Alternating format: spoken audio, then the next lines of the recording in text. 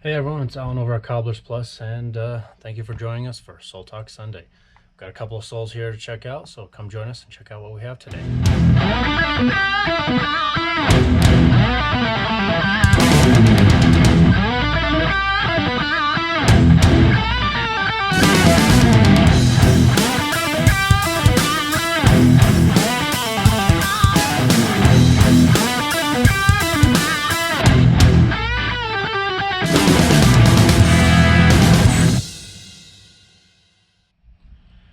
So I know it's been a little while since I posted. I do apologize with my Sole Talk Sunday. We've been having a lot of chaos here, newborn baby and so on, plus getting things on track with the new shop and everything.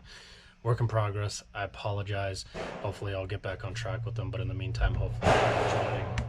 Neighbors are also remodeling too, but hopefully you guys have been enjoying the daily posts. I know I'm kind of new for the daily post. It's kind of different, in other words, a little more challenging trying to upload everything. So if you haven't checked them out, check them out. They're just shorter videos, trying to keep them under the 10-minute mark. I was saying that I'm going to try to stick to 5 minutes, but it goes a little bit longer sometimes, but at least they're under 10 minutes, I'll tell you that. So check them out if you haven't. But in today's Sole Talk Sundays episodes, we're going to be talking about obviously you can see some hiking soles in particular. It's nice and sunny out, spring, summertime, depending where you live. For us here in Colorado, it's still kind of spring. We don't know what's going to happen. Rain, snow, still. We can get snow this time of year still, surprisingly, if you don't know that. But we can have that happen. But we still have a very active state, so a lot of people are out there hiking, jogging, walking around, biking, and doing a number of things. So I thought it'd be a perfect time to talk about some of these soles, especially if you're getting back into the outdoor, activities. Basically need something with a good grip, and obviously we're going to go with Vibram. Vibram's one of our favorite brands, especially for outdoor lifestyle. They do have a number of great soles for other things too, but in particular lifestyle, like active life, basically outdoor stuff. Beautiful, phenomenal designs. To start out, we're going to start out with a sole that's not very popular. It actually got into their new catalog, which by the way I'll show you guys real quick. Vibram got a new repair catalog out. Their previous one that we were always looking through was this one here. Now their repair catalog is separate from their website information or their sole factor stuff. Their repair catalog is kind of more official, in other words, for cobblers to be able to use. Some of those soles that Vibram may have listed on their website, we can't get our hands on. Vibram gives us a runaround trying to get a hold of those, and in the end we still can't get them. So long story short, just some of the things you see on their website, don't expect any or all cobblers to be able to get it, and maybe even none of us cobblers could even get our hands on. Some of it is exclusive for Europe, some for Asia as well, so that's another thing to keep in mind. But since they got their new repair catalog out, I thought I'd show the ones that they transferred over from their Sole Factor line, which have their Sole Factor catalog, which they had a few of them. That's the Sole Factor, kind of the crazier line, in other words. And I thought I would show which soles that they're continuing on in the repair side. And in the repair side, they've got this one here. Again, not a very popular, not very well known, somewhat of a newer sole. In other words, at least for us cobblers, it's a bit newer, in other words, because before we weren't really able to get our hands on it and everything. But I have seen this sole around for some time now. But this sole here in particular is the Vibram 1443 Zegama sole. This sole does come in another variant as well. We'll talk about that in just a second. But this particular sole, as you can tell, has a bit of a funny pointed toe shape. It's designed for athletic footwear, so that when you adhere it to the sole, some athletic footwear has that rounded toe and it comes up, so you have a little bit of reinforcement there. That way, if you're jogging or running, you still get a little bit of grip right there on that toe. Also protects the shoe from getting a hole in that area too, so it's very nice. Obviously, you don't have to have a pair of tennis shoes with that type of design to have it be accommodated. If you have just strictly a rounded design sole where there's no toe piece, we'd end up cutting that off, trimming it, and sanding it so it would accommodate that shoe. The sole is flat. It is designed for something that has a wedge on it, a base on it of some sort already, so it can be adhered over top. Or if it's a really low profile shoe or a flip-flop of some sort or sandal, it can be adhered to that as well. The particular tread pattern on this one is designed with a triangle pattern. Triangles in particular, they're not like your lug pattern right here. They are designed to grip in such a way where, again, when you're running, jogging, more outdoorsy type of stuff. So it does beautiful, phenomenal work with that. It's not a heavy grip like a lug pattern again that we have here, but it's just enough for dirt trails, you know, maybe paved trails, a little bit of grassland area, mud and slush and snow even too, and not so well. I mean, it will probably get a lot of that out if you get it stuck on your sole, which is a common thing you may see with some types of designs of soles, but it's just not going to grip well enough in there. So just as a heads up, if you're planning to put these on a pair of shoes that you expect to go backpacking with, might not be enough. That's the other thing with the backpacking. That's where we get into the thickness. It's not a very thick sole. The material is a little bit different than what you would traditionally see from Vibram. This is what's called their Mega Grip material. So it's designed for traction. So if you're, say, walking around a wetland area or a river area, this material actually grips very well if you're stepping on a wet rock or a wet surface like that. It does pretty good indoors too on smooth surfaces, you know, hardwood floors and all that. Grips very nicely. Obviously it's not something along the lines of the Arctic grip sole. If you haven't seen those ones, you could check out our video or go to the Vibram website and see that. But as far as a rubber compound, it grips very well on wet surfaces as well, and it almost seems like it gets activated a little more, like it just seems a little more tacky, in other words, when you get it just a little damp. So I guess get your shoes a little wet before you go out for a jog or something if you have this sole on there. Now, as far as the thickness on this one here, it's 6 millimeters all across. Obviously in the toe area right here, it does get a little bit thinner. We didn't measure it out, but it just thins down, kind of tapers down. That usually has no effect, again, depending on the design of the shoe, and if it's a shoe that we do need to accommodate that toe piece on, you're not using much of that toe for too much grip either. It's just a hair of grip that you need on there, but it's mostly for the reinforcement side of things. So I thought I'd mention that. This particular one does come in just the black, but if you go over to a different model of that, which we don't have in stock at the moment, we're waiting for suppliers, it's the Vibram 1474S. It's the same name, model name, the Zegama, but that one does come in a few other colors. It comes in this Norma color, which is kind of purple, the Gachella, kind of a turquoise color, and then the Rosa, which is red, and it's a pretty bright red, actually pretty cool. I have a couple of soles with that red color on it, but that particular one is different a little bit. Different as in the compound is the same, but the thickness at the ball of the foot, it's 4.2 millimeters, so right in that area, but the heel is 6.4 millimeters, so thicker than this sole at the heel by 0.4 millimeters, but thinner at the ball of the foot. So keep that in mind. If you're wanting a colored one, there's going to be a little bit of a difference, so it's going to actually pick you up forward just a hair, in other words. As far as, again, compound's the same. As far as the sizing also goes, some shoes should be accommodated fairly well with this, considering the width and everything. Same thing with the colored ones.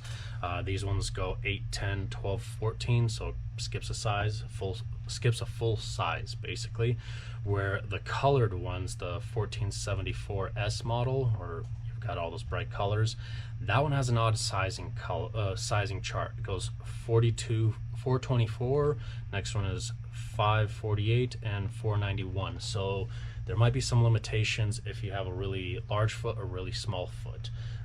This sole will accommodate it to an extent, but if you have a really small foot, for example, you're only going to get like that center piece, and you won't get the benefit of certain grips on that outer edge, and the toe piece might be hard to accommodate, it might be oversized. And then if you have a really large foot, we'll say, so that 491 size, by what it says in the catalog, might be equivalent to about a 13, maybe pushing a 14, but I don't think we'll be able to reach a 15 or 16 on that.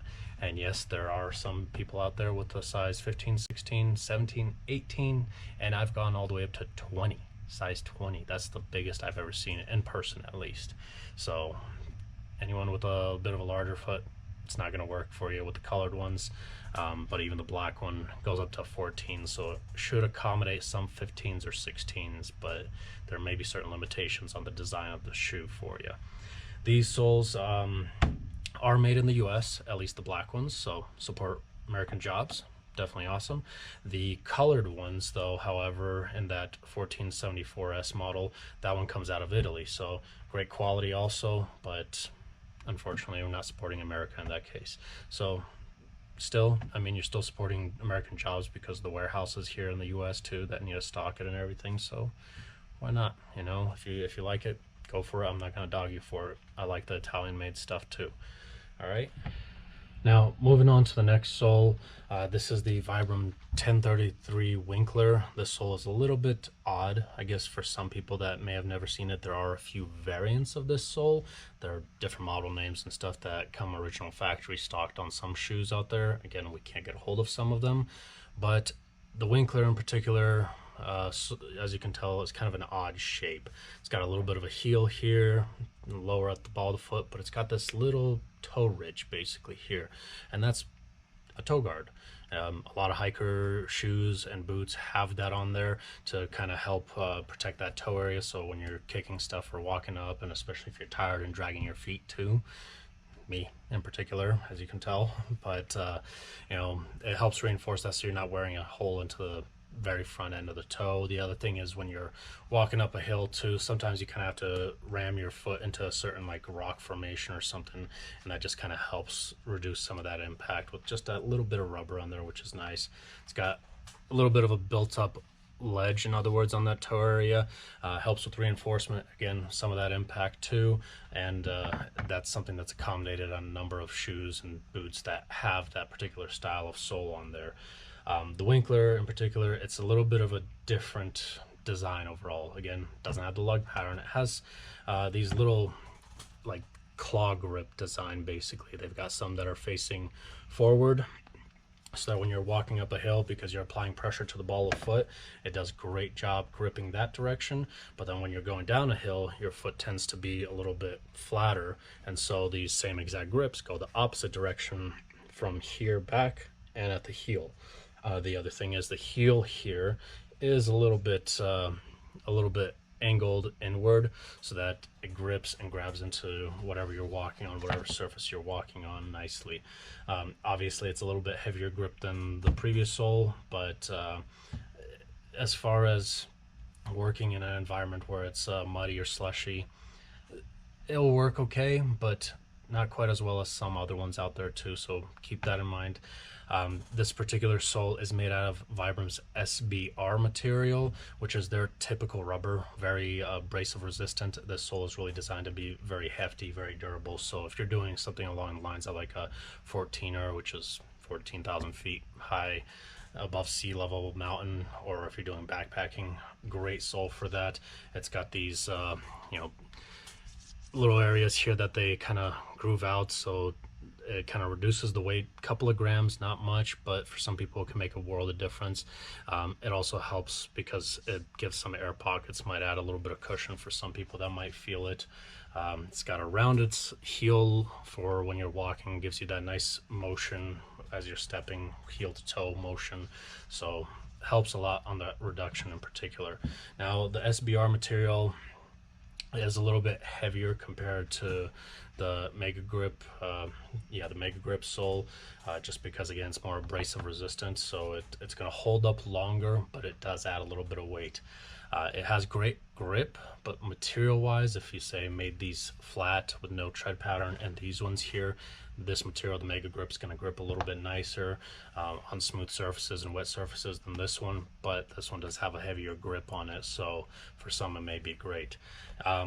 As far as this toe guard here, obviously some shoes don't have a toe guard on them and you can't really accommodate that.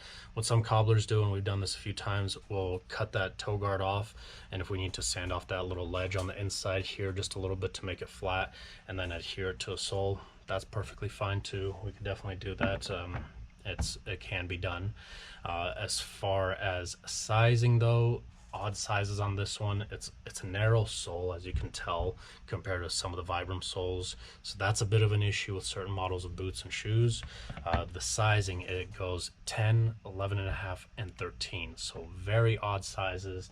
I mean, obviously if you have a size 9 or something like that, the 10 can fit it, but not all. It'll fit some. If you have a size 11, doesn't mean you have to go up to 11 and a half. Maybe the 10 will fit it, or the 11 and a half will fit exact. It's just a matter of having to kind of try to accommodate it. But because it's got a narrower heel a little bit and ball of the foot area, it's wideish but narrow at the same time, depending on the shoe or boot you're putting it on. So if you're bringing in the shoes, we can try to see if it fits just fine, but if you're mailing them in to us, keep that in mind. If you're wanting this sole, have a backup plan. Otherwise you can leave it up to our decision to pick out a particular sole that might work for you. So just as a heads up in that one. As far as the thickness goes on these ones, it's 9 millimeters at the heel, 9 millimeters at the forefoot area, and at the heel it's 14 millimeters. So you got a little bit more of a heel, but not much. 3 millimeters. It's just, it can accommodate flatter soled boots and shoes a little bit better, so you just have that little extra bit on that heel. So definitely a nice thing. This sole does come out of the US also, comes in just a black color. No other color options at the moment, at least. So again, support American jobs. Definitely an awesome sole. Not very common sole, but that's because nobody really sees it all that often. That's why I definitely want to feature it in this episode. It does have a little bit more of a reinforcement on the bottom of the toe here. As you can tell, the tread pattern has large grooves in the channeling area here for better grip, but at the toe they still reinforce it and add more material to it. And same thing a little bit on the heel, even though they taper down that heel a little bit for that rollover effect when you're walking on it. But Vibram 1033 Winkler, if you want that one. Now, moving on to our next sole, we're talking about the Vibram 171C Marmolada sole. This one in particular came out of the Sole Factor catalog, just moved up to the repair catalog. Very awesome sole. It's got that mini lug pattern, I'm sorry. So it's got a nice hefty grip on it. It's got the traditional lug pattern. Definitely not as high of a heel as that original lug style sole that you would see on the Montagna sole, Montagna sole, whatever you pronounce it. I'm sorry, I still got to get the hang of pronouncing Vibram instead of Vibram. Proper terminology, it's pronounced Vibram, but habit ever since I was a kid pronouncing it Vibram because everyone said that around me. At least here in the US, that's how we pronounce it, is Vibram. Properly everywhere else in the world, it's Vibram. Just an interesting fact for anybody that's not aware of it. Anyways, back to the sole here. Now, the Marmolada sole here, as you can tell, it's a little bit closer towards the flatter side, but has a bit more of a heel. It has that kind of heel like the previous sole where it's tapered inward, so it does a great job gripping when you're walking downhill. It does have the lug pattern sole on it. It's a little bit deeper, so it's going to do pretty good in mud or slush and things like that, but because of the lug pattern, the lug does like to pick up some of that mud. So if you're going to be getting back into your car or back inside the house, clean them off a little bit before you do, because it will track some mud in. So just thought I'd point that out. This sole in particular does have a reinforcement on that toe area significantly, and then on the back of the heel here as well. So definitely a cool feature because it reinforces that area. For material, it's Vibram's XS Trek, XS Trek sole material, and so basically it's closer to this make grip sole. In other words, it's very similar. It grips very nicely. If you sand it out the tread completely and just walked on a smooth surface, it does very well on wet floors and wet rocks as well. Very nice, very flexible too, but as far as holding up durability wise, not quite as that SBR typically would, but still very durable compared to a lot of other things I've seen out there. Thickness on this sole is, and I think they screwed this up actually, I gotta look back at my notes. In the catalog it says it's 15.9 millimeters at the forefoot and 9 millimeters at the heel. Obviously that's wrong. So Vibram, if you're watching this, which I highly doubt it. You guys have a misprint in your catalogs, and the new ones at least, so check on that, please. But what I measured it out at, and let me see this, at the ball of the foot here, it's 8.7 millimeters, so probably that 9 millimeter mark is what they're talking about. And then at the heel, it was 16.8 at mine, and so I think they just kind of flipped the numbers around. So whatever you want to call it, but those were my measurements by my trusty little doohickey here. So thought I'd mention that if Vibram is watching, if you end up going through the catalogs, or I don't know what it's like on their website, their B2B site area, at least for us cobblers to check out, has been down for a few months. Another thing, Vibram, please get that fixed. I really want to go to the website and find out certain details about some of the soles, and I can't get access to it. Keeps saying error for the last few months, and yeah, thought I'd point that out. This sole does come in a few other colors. It comes in this amber color, which we have in stock. This was actually the only one my suppliers had, and they didn't know if Vibram was going to continue on with it, but now it's official. It's in the repair catalog, so they're going to continue on with this sole, which is awesome. The other colors that they had was red. It's not rosa, it's just red and white, which is pretty cool. I don't have those ones yet in stock, but I really kind of want the white ones. I really want to put them on a pair of either shoes or boots that I have in mind, so that would be really cool looking with the white. Sizing on this one, it's odd sizing, but it will accommodate a number of shoes and boots out there. It goes 6.5 to 7.5, 8 to 11, 11.5 to 13, and then 13.5 to 15. So definitely a wide range. This one that I have is 11.5 to 13. It's not even the biggest one, and it's a pretty good size there. It'll probably fit a number of size 14s, maybe even a 15 here or there. So good sizing on these ones for sure. Material again, yeah, we already covered the material. I guess the last one is where it comes from. Now this part, I don't mean to dog or anything like that, but it does upset me a little bit. This one does come out of China, unfortunately. And the only reason why I say that, again, I like Made in America because it supports the country that I live in, the country I was born in and raised. So this one does come out of China, and for some of you, I know you guys will probably never even want to touch the sole, I understand, but I don't want to get into that kind of discussion or anything. It's just still a great sole though. I'll still be stocking it, even though my whole thought process was trying to switch over to Made in America, Made in Europe type of thing, but this is a tough sole to beat, in other words. But anyways, it's still an awesome sole. It's got the a cavity in here basically where they reduce the weight and gives a little bit of shock absorption, which is nice. Really wide walls here around the side, so keep that in mind. Definitely nice. But because of the material that it's made out of, it is kind of softer, almost like, I don't want to say spongy. It's like taking a rubber band basically, and if you add a ball of rubber band, you get that little bit of crushability to it. So this material does have a little bit of a crushability for it, so definitely absorbs great impact. Unlike this SBR, that's why they have to do a little more surface area for giving it like an air pocket, in other words, for shock absorption. Where this one, even if they didn't have that empty area there, it would still absorb a lot of the shock just because of the material having that extra little bit of spongy cushioniness to it.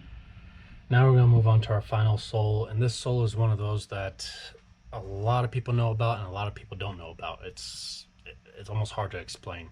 Some people have seen it, some people know it, but other people have no clue that this sole even exists, because a number of cobblers and even boot and shoemakers don't want to deal with it because it is a little bit of a hassle to work with. This particular sole actually created this little marking here, the beauty mark there for me, but I was trying to experiment with something. And this is the Vibram 1375 Bifida sole. As you can tell, this is a cupped sole. This is one of Vibram's not so, I mean, it's their only sole that you'll find in the repair catalog that's a cupped sole. Vibram does make a number of other cupped soles out there, but those ones have a midsole to them, where the Bifida in particular, it's all solid one piece rubber. Well, it may have been two pieces and they added it to like a molding to the base of it, but it's molded, in other words, still. It does look still to me like a one piece. I mean, there's a line, so there may be some arguments people are going to be giving and saying no, it's a two piece, but it's a solid chunk of rubber basically. So you don't have to deal with that crepe midsole that you see on a lot of boots and shoes out there that say Vibram on the bottom, but the midsole is made out of that crepe. Now, from what I understand, Vibram actually makes those midsoles in some of the models, and they make it to the exact specs of whatever the company had requested. Now, I don't know how true that is or not true, but when Vibram follows their specs, obviously there are going to be some corners that are going to be cut because the company wants to cut down on the price of the shoes. So if you're buying shoes or boots because they're cheap or something like that, keep that in mind. That material is not great. That material is going to fall apart, and it was not, from what I understand, made directly by Vibram. So, you know, pay that little extra bit and get one that that's definitely good. And I'd love to find out some more details on that actually. So I'm hoping that maybe I might be able to get in touch with Vibram about it, but they've been a little bit snooty with me lately. Yeah, sorry Vibram if you're listening, but you guys have been a little snooty with me. So they don't answer too many questions all that well. But anyways, moving back to the Bifidus sole. Now for us, the Bifidus sole is very popular. We put them on the solos, we put them on Vasque shoes or boots, we put them on Columbia, we put them on a number of different hiker boots and shoes out there. It's obviously because it's a heftier sole. If you put it on a boot, you'll be fine, but on some shoes it might be a little heavy. They do hollow out this back area of the heel to reduce some of that weight, but it also helps absorb some of the shock. But this one is made out of the SBR material, so it's a little more abrasive resistant, abrasion resistant, so that means it holds up longer. But grip wise, you're relying more on the particular tread pattern on this one, so not so much of the material like this sole here or the first one we talked about either. So the tread pattern on this one, though, as you can tell, is a little bit on the heftier side. It does look like it's got quite a bit of a heel, but you got to keep in mind this is a cupped sole, so you actually aren't having much of a heel in reality. We'll talk about the measurements here in a little bit. In reality, there isn't much more of a heel on this, so it's not all of this. It's from the inside here down to here is what you would have to measure. But anyways, the tread pattern on this one is designed for a great grip. I mean, right here on the very edges, these little tread patterns here, they stick out just ever so slightly, so they'll do beautiful, great gripping, great weight distribution as well, which is very nice, considering you're putting on basically a molded sole. So you want something like that anyways, especially if you're going long distance hikes or backpacking or anything like that. It's got a different design. I mean, something that typically Vibram won't do too much, and doing like little round patterns like that right there.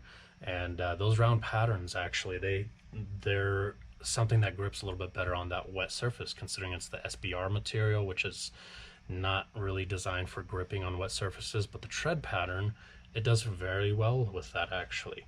It does have a reinforcement on the toe right there, so it's a little bit thicker material buildup right there at the toe. And then right here at the back of the heel is tapered down slightly right there, so that gives you that rollover motion. And on the front end of the heel, it's tapered inward a little bit, so that when you're walking down a hill, that heel grabs onto whatever it needs to. Or if you decide to climb a tree, might work well too. Works on some motorcycle boots too very well. If you got some dirt bike boots, you can put that peg right there, or mountain biking for example. Not exactly the best I would recommend for motorcycles or mountain bike, just because it's a little bit of a heftier sole and you gotta sometimes stick it underneath a peg, or you have to be able to fit it a certain way. So might not work, but for some it might. Just thought I'd point that out real quick. Again, the application of this one is a little bit frustrating for some cobblers.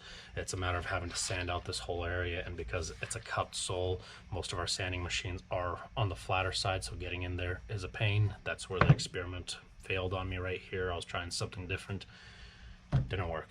Any cobblers watching, if you want to find out what that is, send me a message or give me a call. I'll be happy to tell you about it and say don't do that, otherwise you'll end up like me, I couldn't use this thumb too well for quite some time. It's a little tender still, even after months and months of healing in certain areas. So anyways, moving on without having to talk to my damage.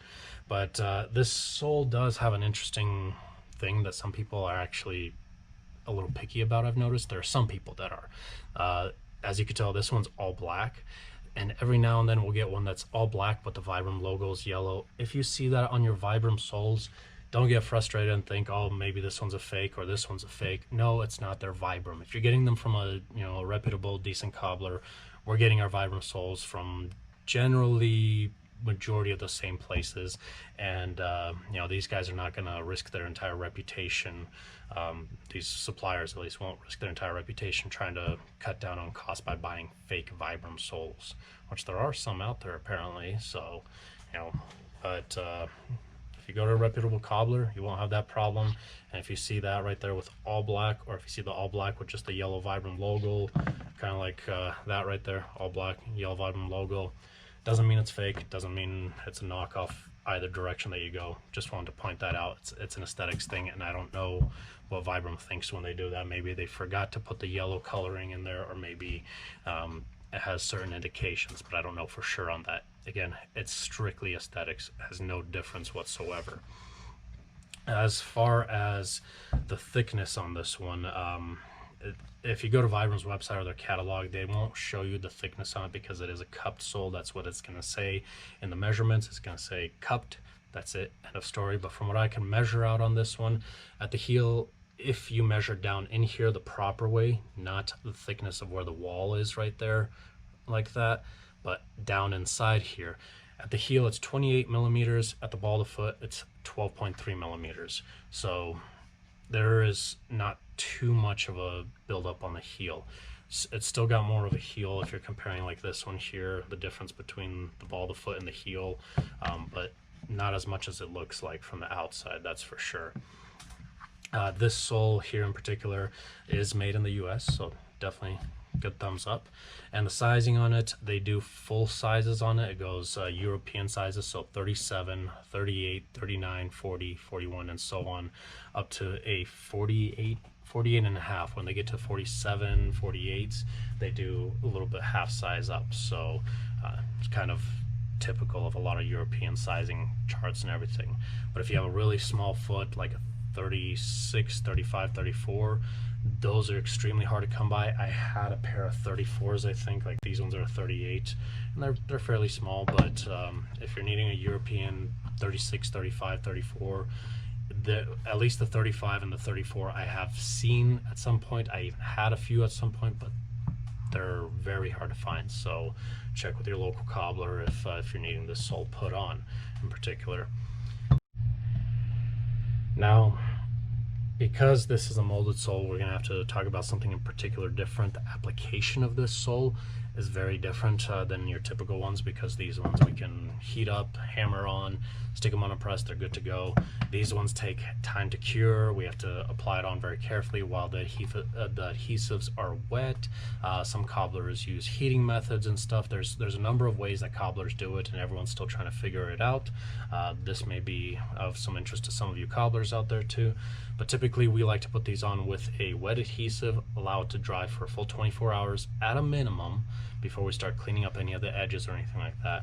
And then around the very edge, we like to go through with the KG boot guard. KG boot guard's a sealant. It's kind of like that stuff that they put inside of pickup trucks bed liner, so it's got a texture to it a little bit because it's got Kevlar infusion in it. So I think that's the proper terminology, infused with Kevlar basically. It comes in a black or a dark brown. So we'll put a trim around the edges and allow that to cure for another 24 to 48 hours, and then that's what it looks like. It's got that little bit of a texturing around the edges, but it helps seal it up nicely. I've noticed there are some cobblers that will actually go through and stitch it on the very edge as well. You can stitch it, it looks great concept, but yeah, I'm not sure about that, because this is SBR, which means it's a harder material. So if your machine is pulling those stitches too tight, it might rip through the material, or if it's not tight enough and whoever's wearing the boots or shoes, they're hiking and hit rocks a few times, that stitch is going to rip and wear off quickly. And what happens is, and anyone getting this sole on, I do want to kind of give a disclosure that you got to remember this is a cupped sole and it's a harder rubber material. When you're walking, that toe bends, and what happens is, you can see right here that the area right there kind of starts bulging out to the side. So after a period of time, you may have your sole kind of start coming unglued in those areas a little bit. Don't get frustrated. It's not a cobbler error. Well, could be, but most of the time, if it's an experienced cobbler, it's not really a cobbler error. It's just a natural occurrence. And especially if you leave your shoes in a hot car, don't do that. That's going to deactivate adhesives and make that little area right there at the ball of the foot bulge out and come unglued quicker.